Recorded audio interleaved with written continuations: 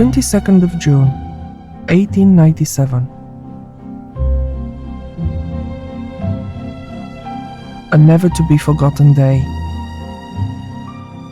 No one ever, I believe, has met with such an ovation as was given to me, passing through those 6 miles of streets, including Constitution Hill.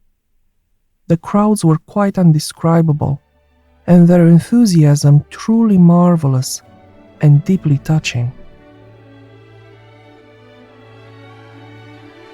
The cheering was quite deafening, and every face seemed to be filled with real joy. I was much moved and gratified.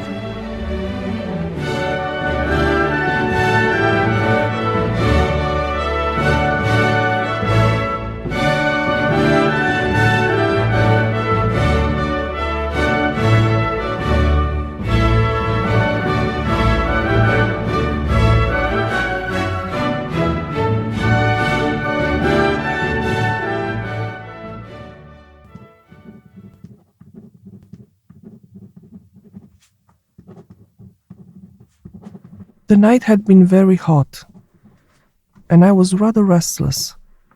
There was such a noise going on the whole time, but it did not keep me from getting some sleep. Dull early and close. Breakfasted with Vicky, Lenchen, and Beatrice in the Chinese luncheon room. The head of the procession, including the colonial troops, had unfortunately already passed the palace before I got to breakfast, but there were still a great many, chiefly British, passing. I watched them for a little while. At 11:15, the others having been seated in their carriages long before, and having preceded me a short distance, I started from the state entrance in an open state landau, drawn by 8 creams, dear Alex looking very pretty in lilac, and Lenchen sitting opposite me. I felt a good deal agitated, and had been so able these days, for fear anything might be forgotten or go wrong. Bertie and George C. rode one on each side of the carriage. Arthur, who had charge of the whole military arrangements, a little in the rear. My escort was formed from the 2nd Life Guards and officers of the Nation Indian regiments, these latter riding immediately in front of my carriage. Guards of honor of blue jackets, the Guards, and the 2nd West Surrey Regiment, Queens, were mounted in the quadrangle and outside the palace.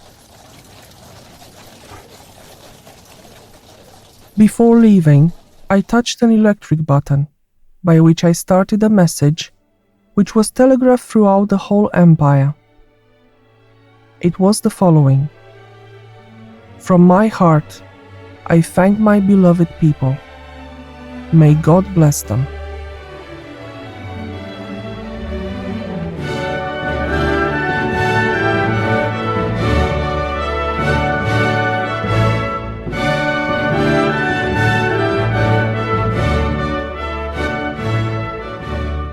At this time, the sun burst out. Vicky was in the carriage nearest to me, not being able to go in mine, as her rank as Empress prevented her sitting with her back to the horses, for I had to sit alone. Her carriage was drawn by 4 blacks, richly caparisoned in red. We went up Constitution Hill and Piccadilly, and there were seats right along the former, where my own servants and personal attendants, and members of the other royal households, the Chelsea pensioners and the children of the Duke of York's and Greenwich schools, had seats. St. James's Street was beautifully decorated with festoons of flowers across the road and many loyal inscriptions. Trafalgar Square was very striking, and outside the National Gallery, stands were erected for the House of Lords. The denseness of the crowds was immense, but the order maintained wonderful. The streets in the Strand are now quite wide, but one misses Temple Bar. Here, The Lord Mayor received me and presented the sword, which I touched. He then immediately mounted his horse in his robes and galloped past bareheaded, carrying the sword, preceding my carriage accompanied by his sheriffs. As we neared St. Paul's, the procession was often stopped, and the crowds broke out into singing "God Save the Queen." In one house were assembled the survivors of the charge of Balaklava.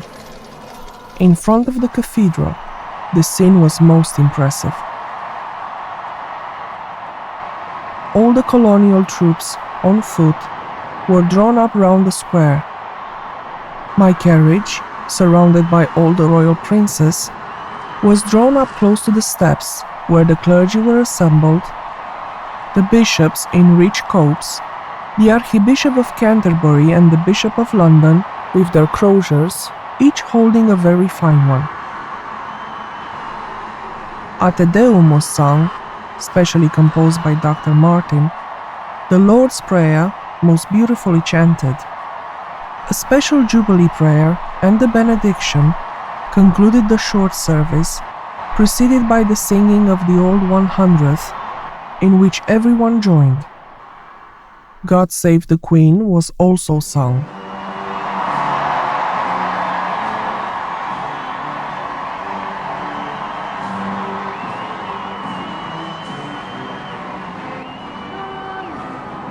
I then spoke to the Archbishop and Bishop of London.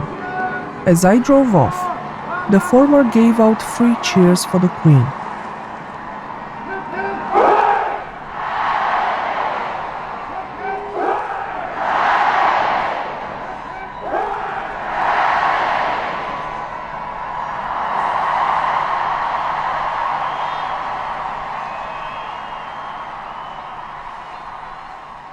I stopped in front of the mansion house, where the Lady Mayoress presented me with a beautiful silver basket full of orchids. Here, I took leave of the Lord Mayor. Both he and the Lady Mayoress were quite amused.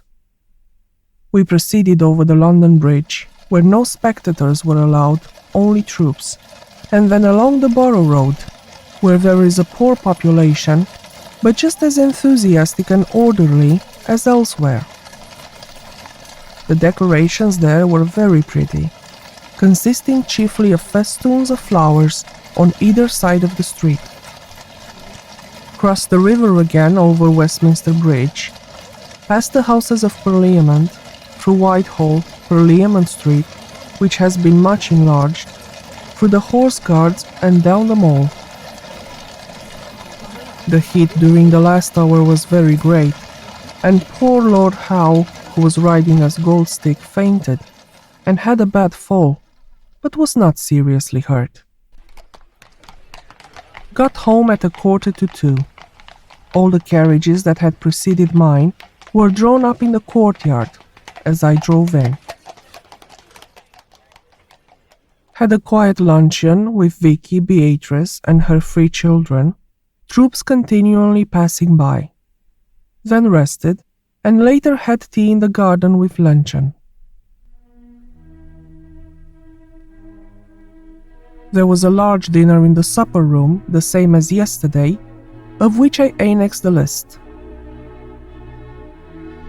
Bertie, who sat at my table, gave out the health of the Empress Frederick and my distinguished guests.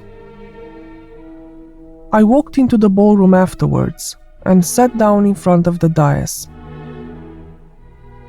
Felt very tired, but tried to speak to most of the princes and princesses. The suits also came in, but no one else. I wore a black and silver dress with my Jubilee necklace and a beautiful brooch given me by my household.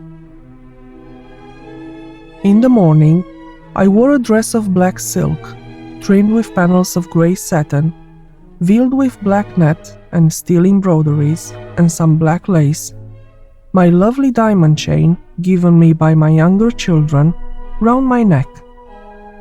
My bonnet was trimmed with creamy white flowers and white aigrette and some black lace. I left the ballroom at 11.